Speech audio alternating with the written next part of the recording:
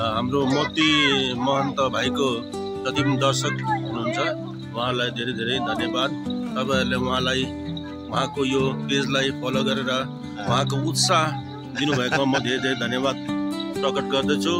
र आज हामी सपरिवार यो खरसाङ बजार आएका छौँ। यो हालमा चाहिँ हामी यो एउटा बस टर्मिनस अगाडि हामी बसिरहेछौँ र यहाँ तपाईँ हेर्न सक्नुहुन्छ डल्लै बजार चाहिँ यो खरसाङ बजार हो। यहाँ तपाईहरुले यो यस्तो समर महिनामा सिलगढीको तातो जुन चाहिँ परिवेशमा पनि तपाईहरुले यहाँ हेर्न सक्नुहुन्छ कुवासो लागेको कुवासो छ। र यो कुवासो पनि मैले धेरै दिनमा देख्न पाएँ। सिलगढीको टेम्परेचर चाहिँ अहिले सायद 36-37 डिग्री होला र तपाईहरु पनि आउनुहोस्। यो जग्गामा चिसो रहेछ, सायद टेम्परेचर अहिले मेरो हिसाबले 22 डिग्री होला। तपाईहरु आउनुहोस् र इन्जोय गर्नुहोस्। र मेरो ठुलो दाजुलाई धेरै धेरै धन्यवाद। तपाईहरुले सुनिहाल्नु भयो खरसाङको टेम्परेचर चाहिँ कस्तो छ। र हाम्रो श्रीमतीले पनि दुईटा केही छ भन्नु?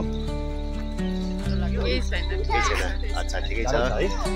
हाम्रो गाउँमा जति गरम छ यहाँ त्यस्तो छैन नि है।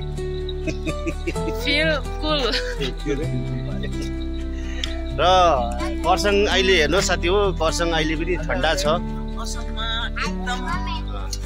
कस्तो लाग्यो भाउ चाहिँ खरसाङ? मैले अस्ति नै अपलोड गरेको यो